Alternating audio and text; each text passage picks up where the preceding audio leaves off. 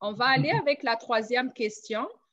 Donc, qu'est-ce qui influence la vision du mariage? Je pense qu'on vient de le dire, vraiment, c'est que c'est le royaume des cieux, mais on va partager par plus. Partagez-nous alors votre témoignage personnel. C'est le moment que j'attendais à cet égard. Écoutez, je pense que nous avons peut-être donné la conclusion d'une vie, d'une vision lorsque tu es vraiment influencé par Dieu. Mais malheureusement, lorsqu'on se marie, ce n'est pas ça qu'on a au départ.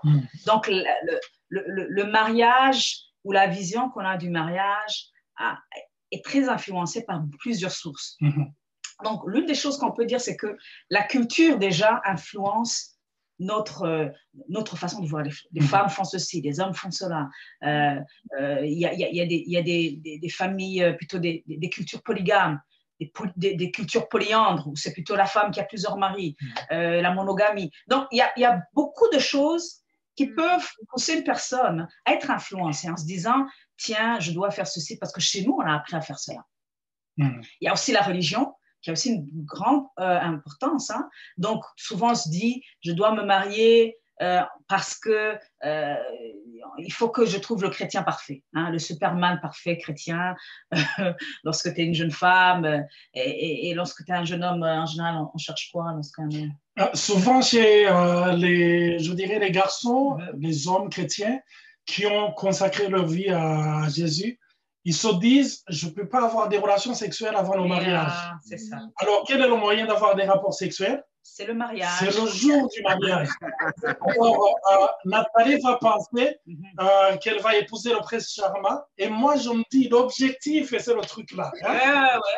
C'est une forme de prostitution légalisée, en fait. Donc, ce qui n'est pas bien déjà, parce que ça rend l'idée du mariage déjà biaisée au départ. Donc, on se marie pour les mauvaises raisons. On se marie donc parce que on se dit, je n'ai pas vu une belle famille, j'aimerais aussi avoir une belle famille. Donc, on a envie de récupérer une famille, entre guillemets, normale et de se la créer au travers du mariage qu'on va avoir. On se dit, j'ai eu un passé catastrophique, j'aimerais quand même que mon futur mari, ma future femme me chouchoute, m'aide, tout ça. Donc, il y a aussi la fiction et aussi la France du monde. Chez nous, ils sont un peu coincés. Bon, j'espère que j'aurai une femme ou un homme un peu plus ouvert, plus amoureux. Donc, tout ça fait que, au départ, sincèrement, on n'a pas très bien compris. On était sous influence de l'une ou d'autre chose, à peut-être des degrés différents, mais on était quand même influencé un petit peu comme ça. Et puis, on invite en dernier lieu Dieu, comme s'il était caché quelque part, là. Et tu dis? Le jour du mariage avec le pasteur, c'est voilà. Et puis, c'est comme si l'objectif de Dieu, c'était de nous dire, est-ce que c'est la personne? Si c'est la personne, le reste, mon Dieu, je m'en charge. C'est faux, puisque s'il est l'initiateur du mariage, il sait comment ça fonctionne. Voilà déjà, en gros, les erreurs que nous avons commises au départ, qui nous ont fait souffrir quand même. On s'est tapé la gueule, enfin, en tout cas, ça c'est littéral, je veux dire. On s'est fait mal, on s'est blessé. Ce qui fait que, quand on a compris plus tard qu'en fait, on avait mis nos ambitions personnelles à la place de Dieu, c'était difficile. C'était très difficile. Je ne sais pas ce que tu pourrais ajouter par rapport à ça. Au fond, avant de me marier, moi, je me représentais la femme idéale. Et vous savez, même le verset dans le Proverbe qui dit « Celui qui trouve une femme trouve le bonheur ». Alors, tu te maries et ce bonheur n'est pas au rendez-vous. Tu te poses des questions. Est-ce que je me suis mariée avec la bonne personne?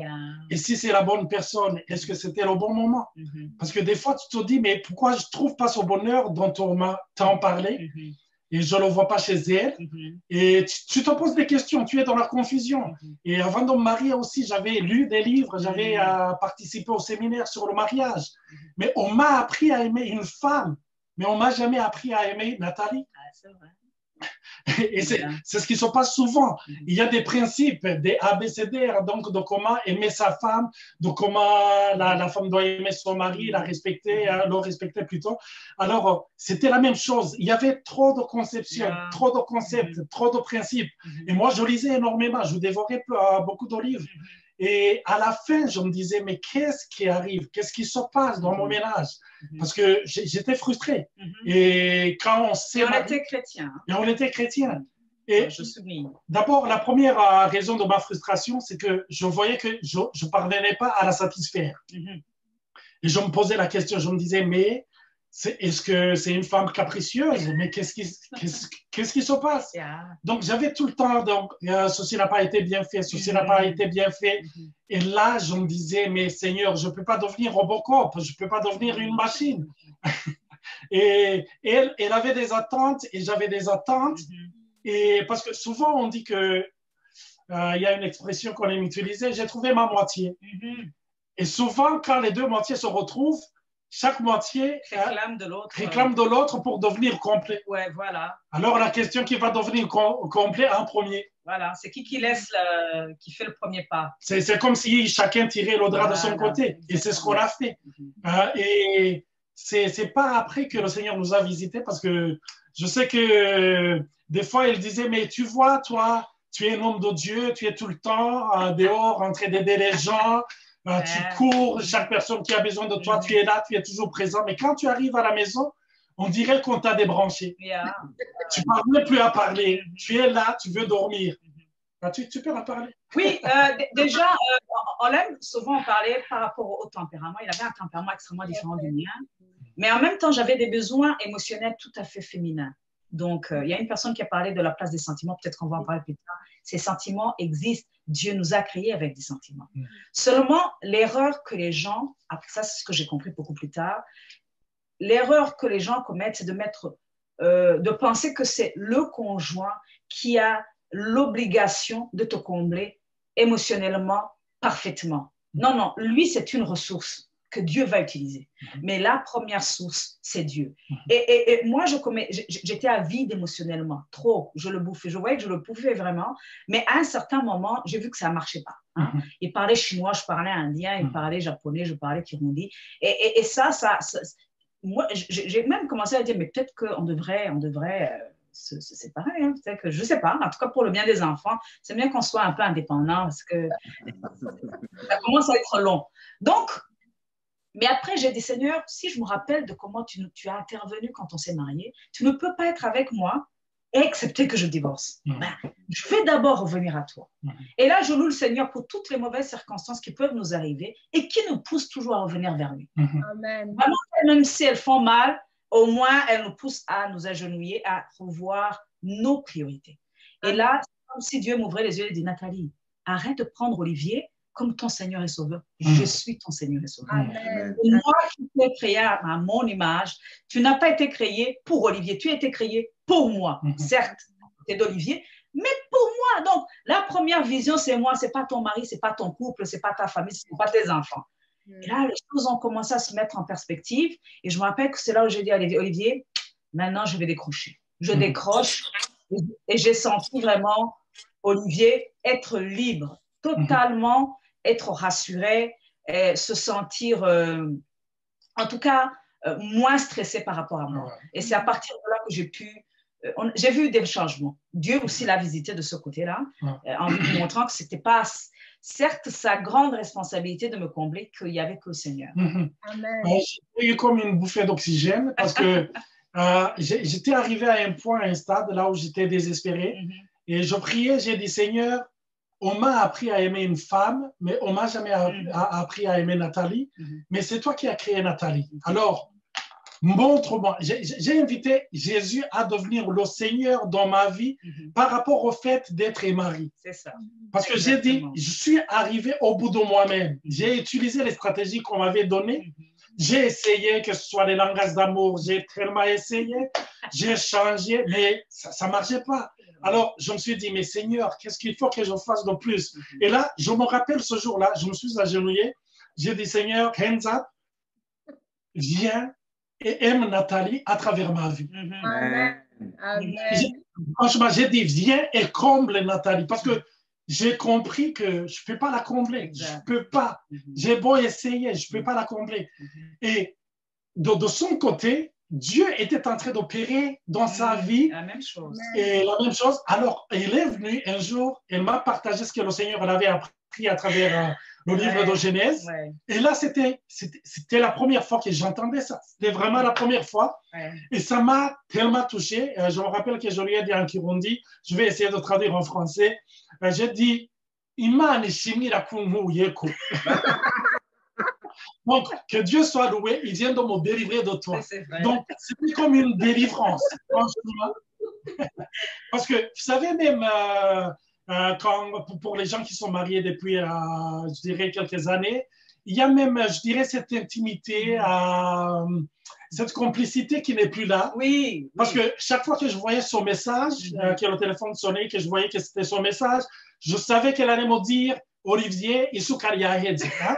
Donc, il n'y a plus de sucre, amène le sucre. Il y a plus de couches, amène les couches. Il n'y avait plus cette complicité. C'était presque un partenariat commercial. En fait, exact. Hein? Il n'y avait pas cette humanité et cette sensibilité, ces sentiments. En fait, les sentiments découlent du fait que tu es tellement bien connecté avec Dieu que ça doit sortir. Voilà. Voilà. Mais on ne peut pas aller les rechercher chez l'autre. Mais Dieu va les utiliser dans ta propre vie. Je me rappelle qu'un jour, Olivier, vous savez, quand tu as déjà des enfants, vous avez une routine. Donc, tu vois, les petits je t'aime, tu me manques, c'est quand vous êtes fiancés. Hein, mais on se retrouve dans la maison, on dirait qu'il y a une certaine autre réalité qui s'était instaurée où on devait dire Amen, ceci, fais cela, tu as oublié cela. Donc, on dirait qu'on est en train de combler les vides. Et je me rappelle qu'un jour, moi, je suis médecin de formation, j'étais à l'hôpital, j'allais faire une césarienne. Et Olivier m'appelle à 10 h du matin. Alors, imaginez, ça faisait plusieurs années que je ne recevais pas son appel, à moins d'une urgence. Hein? Il m'appelle, il me dit, Nathalie, comment ça va? Déjà, je m'arrête, le cœur bat. Je dis, qu'est-ce qui s'est passé? 10 h du mat, ça fait 2 h 30 qu'on était ensemble. Il y a un malade, en tout cas, il doit y avoir un accident. Avec un enfant aussi. Il m'appelle, il me dit, ah non, c'était juste pour te dire bonjour, te dire de passer une belle journée. J'ai failli faire un arrêt cardiaque. Il a changé. Tout d'un coup, il devient gentil. Non pas qu'il était méchant, mais il était devenu beaucoup plus proche.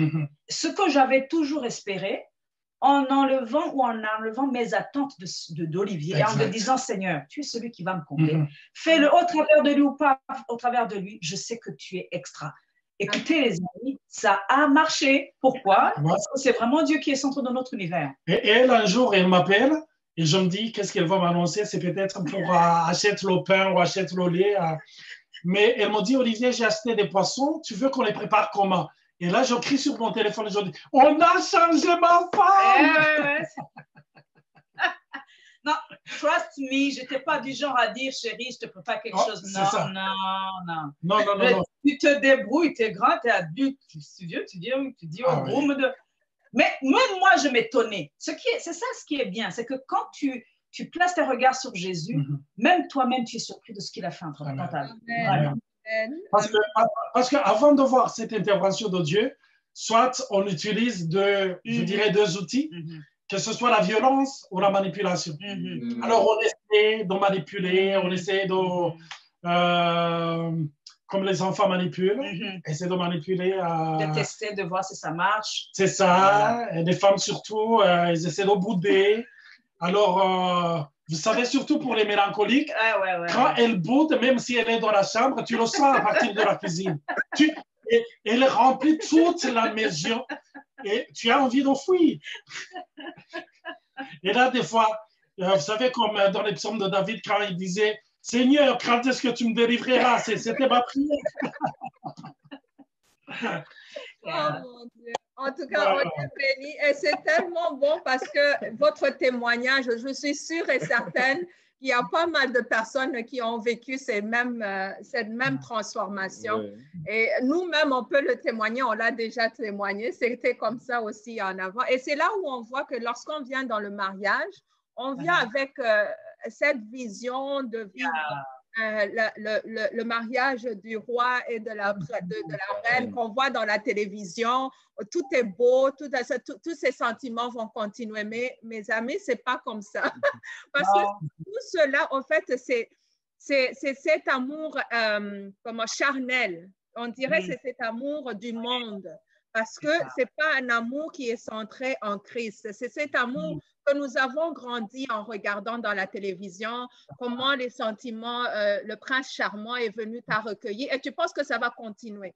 C'est vraiment le Seigneur qui fait l'œuvre. Et c'est s'abandonner. À un moment, je disais à Emmanuel, je disais, non, moi, je ne veux plus que tu m'aimes tellement. Il faut que tu aimes Jésus. Parce que lui, si tu l'aimes, il va savoir comment tu vas m'aimer. C'est combler. Hein? C'est ça. Donc, c'est vraiment cela. Et je suis sûre qu'à la fin, vous allez témoigner de la même chose. Mais, moi, je pourrais peut-être dire quelques mots par rapport à ça et je vous remercie vraiment d'avoir apporté cet éclaircissement et ce témoignage. C'est que pour moi, par exemple, quand tu dis, Nathalie, que ça dépend de ce que tu as vécu, moi, j'avais vécu dans une famille dysfonctionnelle. C'est-à-dire que pour moi, je voulais me créer mon monde à moi parfait. C'est-à-dire qu'il fallait que j'ai une femme, je voyais 2 enfants et puis tout est beau et puis on est ensemble, on est en train... C'est ça. J'avais prévu 2 enfants, Dieu m'en a donné 5.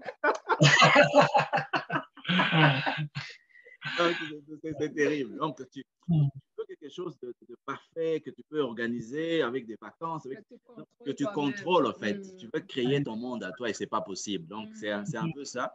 Et tu te dis, écoute, la femme que tu vas épouser, Joël, j'étais vraiment sûr que j'allais l'épouser, mais je ne savais même pas de quelle assurance j'avais. C'est une assurance peut-être physique ou émotionnelle, mais quelque chose me poussait à dire que c'était elle, ma femme, dès le départ.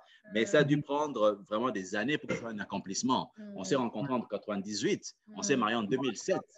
Wow. Donc, c'est pour vous dire que quelque part, même si tu as ce flash-là, pour que ça arrive, il faut que ça soit dans le plan de Dieu, de manière à ce que ça puisse être vraiment fait. Donc, c'est vraiment ça. Donc, pour les gens qui se posent la question, si les sentiments vont prendre le dessus et la vision après, c'est pas ça. C'est d'abord la vision. Je pense que c'est d'abord la vision qui met en vous les sentiments qu'il faut. De toute façon, les sentiments ne sont pas contraires à la vision. Parce que la personne, le Seigneur, c'est lui qui te donne les sentiments, c'est qui te donne aussi tout le côté spirituel. Donc, nous sommes corps, âme et esprit. Les trois doivent être en phase. Tu ne dois pas vivre à travers les sentiments et mettre les spirituels après. Donc, pour moi, dans mon cas, je n'étais pas du tout spirituel quand j'ai rencontré Joël. C'est une des choses qui, à mon sens, a peut-être handicapé certains déroulements de notre mariage. Mais avec votre exemple aussi, vous nous faites comprendre que malgré le fait que vous étiez préparés spirituellement, ça n'exclut pas au fait aussi des surprises dans le foyer. C'est un peu ça que je me rends compte. Je me dis, comment ça? Vous étiez, Olivier était prêt, Nathalie était prête, mais qu'est-ce qui s'est passé? Mais on s'est même fiancés pendant 5 ans. Bon, c'était pas très volontaire, mais en même temps, on se disait 5 ans, on a le temps de se connaître. Et puis, deuxièmement, on est chrétien, donc on ne devrait pas être surpris. Je pense que même, vous avez une double frustration parce que vous n'avez aucune justification pour laquelle vous êtes mal dans votre peau, dans votre couple. Parce que si vous n'étiez pas chrétien, tu dis, ça a commencé d'un mauvais pied, c'est normal. Hein? Ou peut-être quand, je ne sais pas, il y a un souci. Mais quand on dit, non, j'analyse tout, il n'y a pas de souci, mais je ne comprends pas pourquoi je devrais avoir de la peine comme ça.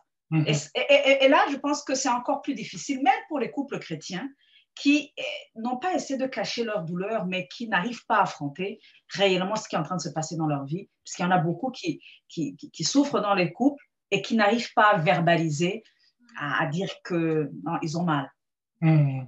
Ouais.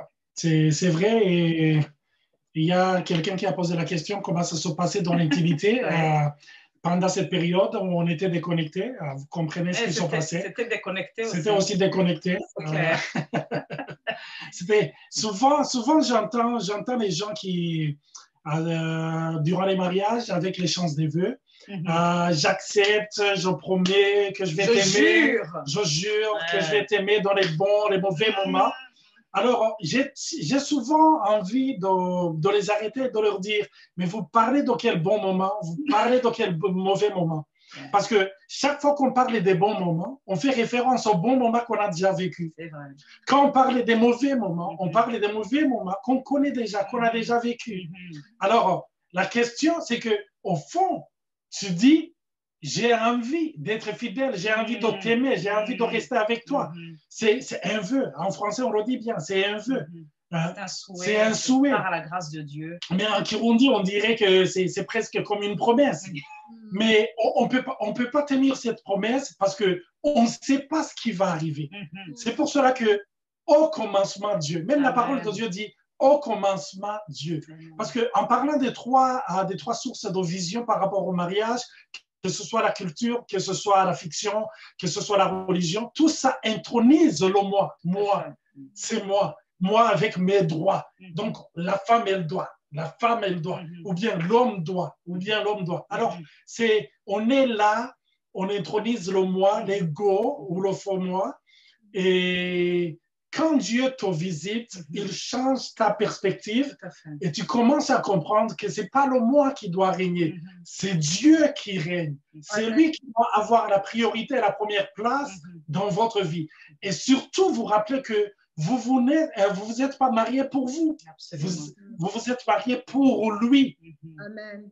Vous n'êtes pas seulement marié par lui, mais pour lui. Et en lui. Amen. Et en lui. C'est ça. Amen. Amen. Alléluia. En tout cas, on est bénis